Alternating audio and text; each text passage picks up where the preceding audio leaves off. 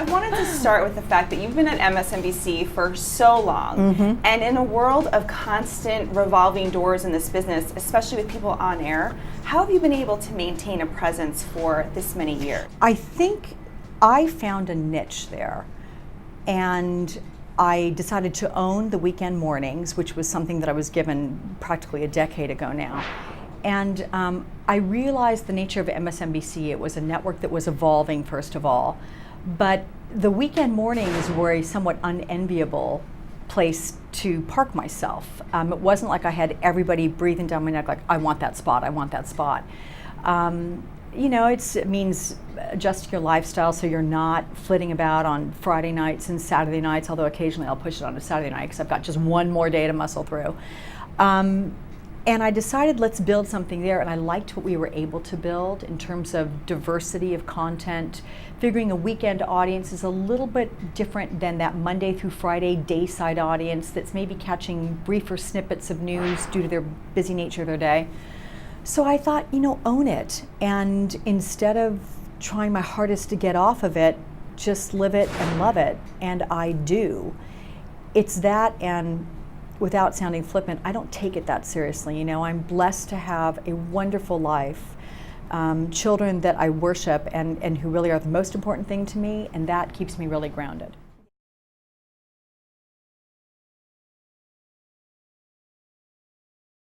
I've also worked behind the scenes, and I worked my way up to being a producer out of the Burbank Bureau from the Today Show, from, you know, ripping scripts as a beginning and all the way up and doing what one would entail to have to get to that position.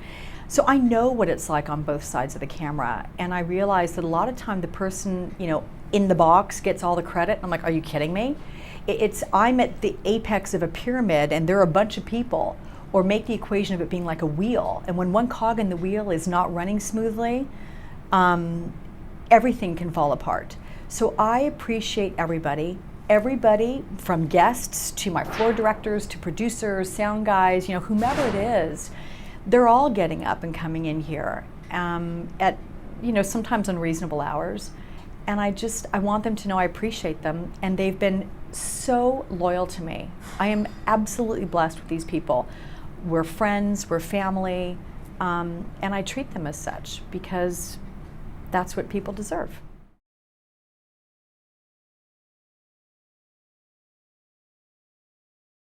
Tell me how you got started. You mentioned that you started as a producer in California, but what was your first job in the industry? Well, I did things bass-ackwards to get on television, if you will. My very first job after internships was ripping scripts. And, you know, it was just an entry-level position, a production assistant, and I just loved the excitement, the energy, the thrill of a newsroom. I loved the broadcast, the live stuff.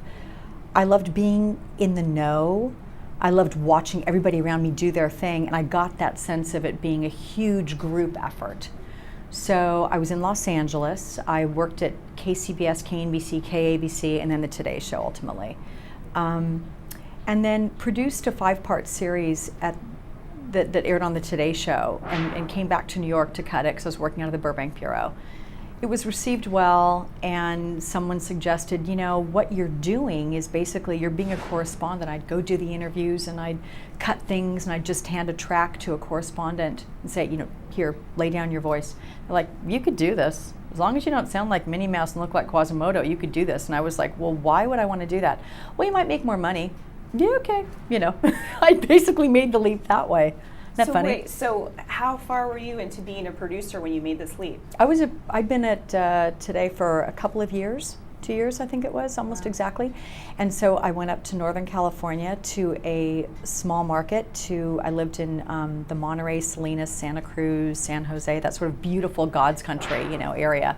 I lived 2 blocks up from Monterey Bay in Pacific Grove in this beautiful little sort of garage apartment I rented from somebody, and every morning would be awakened to the ding, ding, ding of the Monterey Bay marine bells, you know, in the morning, and it was really ideal. But I was lucky because the people with whom I worked had big time experience. The head of that station had been an NBC News bureau chief, and the main anchor at that station had been an Emmy Award winning anchor at KNBC in LA. And they'd made a lifestyle change and gotten away from the big city, gone up here to this station and brought big time, big market quality news to a small station. So it was ideal. So you got to learn from them. Mm-hmm. The on-air stuff, yeah.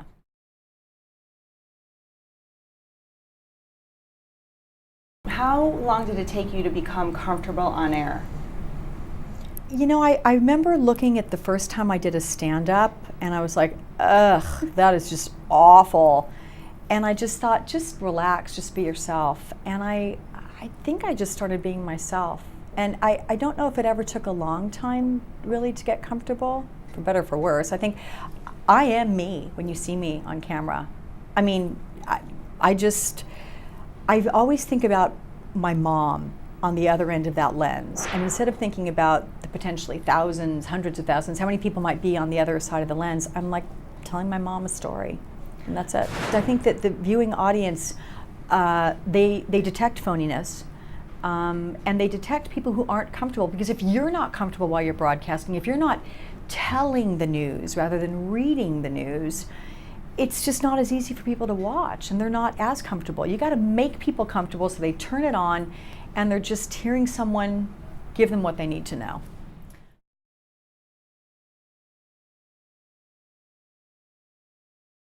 How competitive is this business, and how do you handle competition? It's very competitive, you know. I'm always particularly amused when I watch the, Miss Such and Such, USA, America, Universe pageants, and they say, I want to be a television news anchor. I'm like, okay, here we go. You always think about that because you have to accept it is a visual medium, so you have to be aware of it. But I've never really worried about it, in part because we have a great makeup team. Oh my gosh, at MSNBC, I'm like, you guys got to fix this every morning when I walk in. But, it's competitive certainly, but I just don't really think about it because I'm of the belief that particularly now, with the proliferation of so many different channels, there's a place for everybody. Mm-hmm. And how much pressure is there on you on the way you look? Or women, the way they look in this business? I think there's a lot of pressure on women the way they look. I don't put a lot on myself. I mean, gosh, if I did, I'd be 10 pounds thinner, and I'd, do a nip and tuck and this kind of stuff. I think it gets back to my being grounded about being a mom, and really that's the most important thing to me. And I'm fully aware that at some point my face is going to fall. And at that point, it may be that some executive in office looks and goes, yeah, she's too old. What I choose to do at that point, we'll see. Whether I fight it, whether I don't think I'd go under the knife. I'm not of that mentality, but you never know. I mean, it depends what the circumstances are,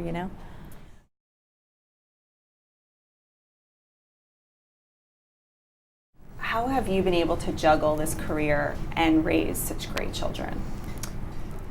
I am very lucky, but I think the most important thing was my kids have known that if I was in the middle of a story and I got a text or a call and I knew that they were in trouble or needed me, I would literally break out at the next available moment and hopefully not have to wait till the commercial. You know what I mean? They understand that they are the epicenter of my world. I love my career, don't get me wrong. I think it's a privilege. I love being paid to keep track of what goes on in the world. It is a privilege to have a platform to inform people on things. But it doesn't hold a candle to my children, and they know it. They're told all the time how much they're loved, and I think even more than being told, they're shown it.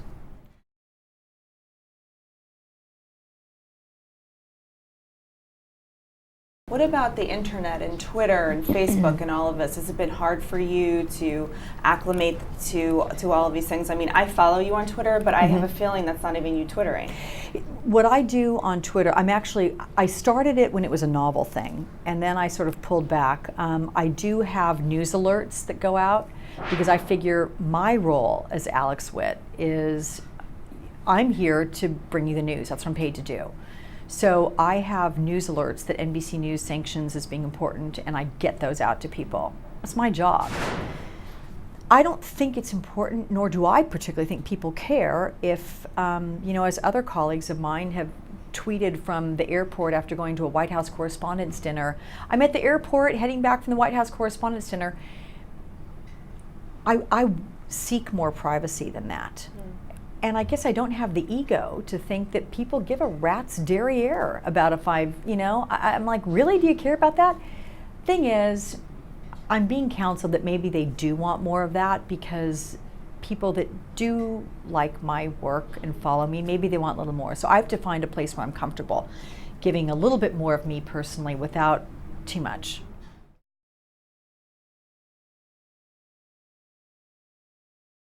I would prefer to look to female journalists instead of female talking heads as being the people I aspire to, follow in their footsteps and hope that they inspire more people to follow in their footsteps and put forth that sort of an image on television.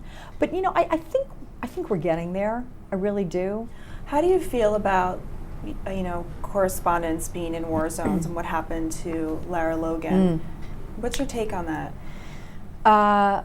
I'm really proud of female correspondents and go out there, just like I'm proud of women who serve in the military and who believe they can do the job right alongside men. I don't think we should be held back in any way, which means if you don't want to be held back in any way, you're going to have to take the hits when they come to. So if you want to have an equal playing field, you can't be protected. I've not been in that position of going to a war zone, though I fascinate about what that would be like, and I would love to get that opportunity. My kids would probably say no way and drag me back from the airport if I were heading off. They want me around too much. It's danger, but I understand why they want to do it. I do, and I admire them for doing it. Do I worry about them? Very, very much.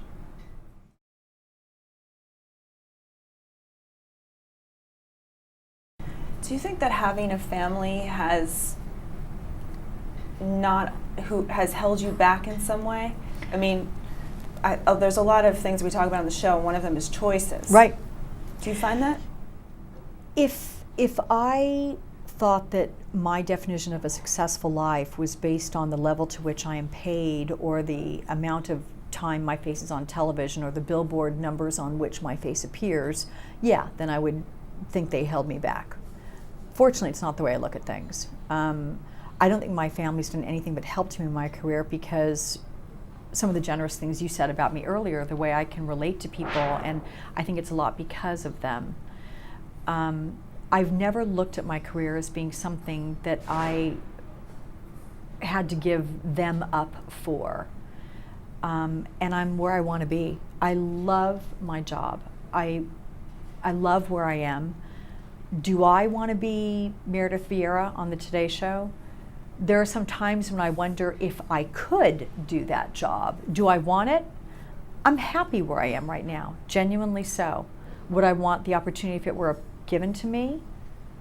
I'd probably try it, but I don't aspire to it,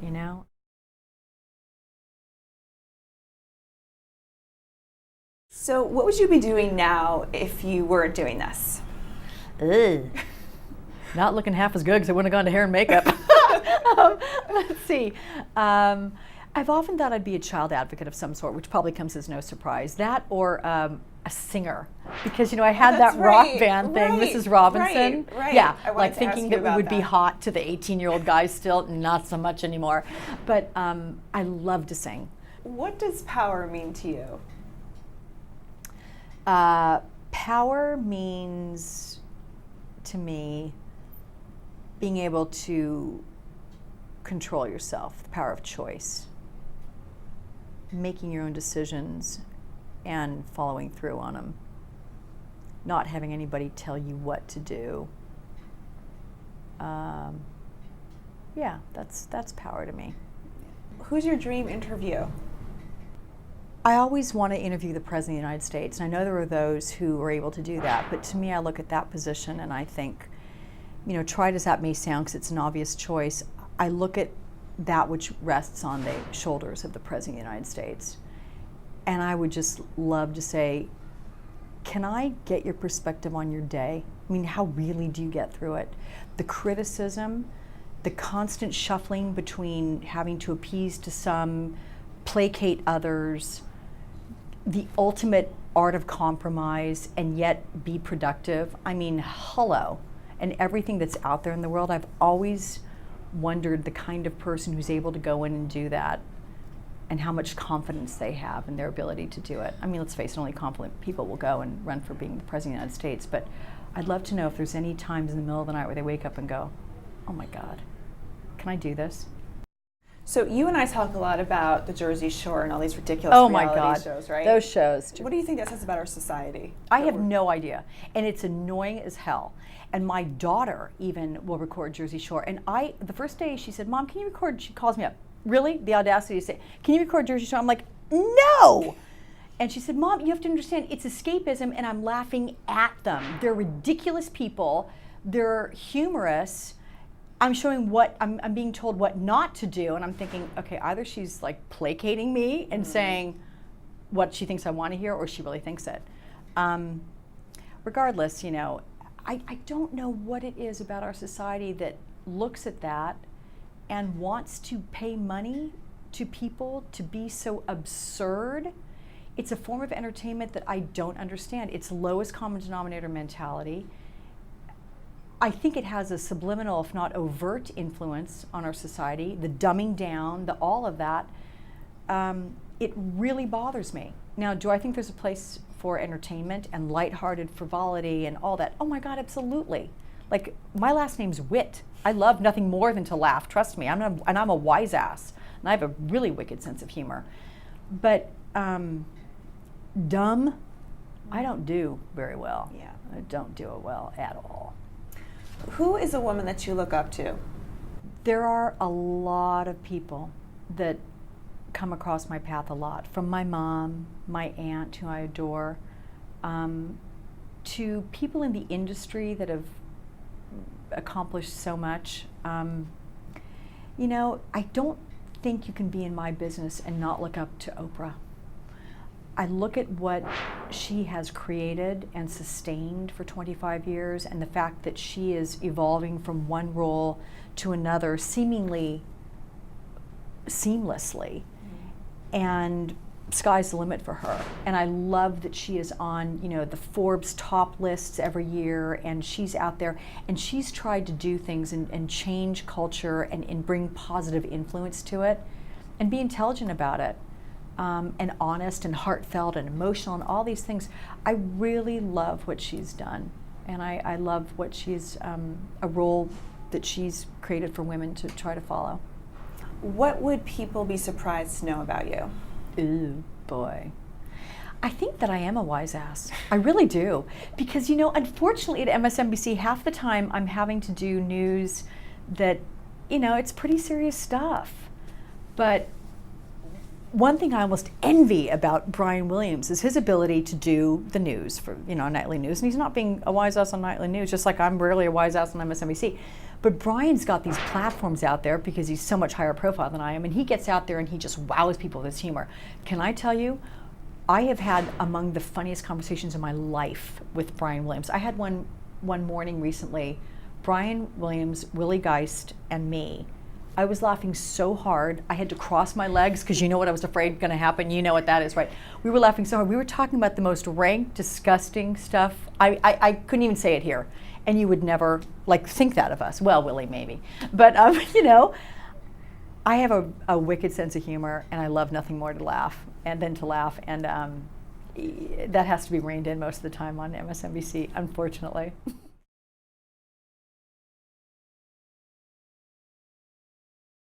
I'm Alex Witt, and I'm a power woman because I think I can do it all. I'm a mom, I've got a happy life, and I've got a kick-ass job delivering the news on television. Put it all together, it works for me.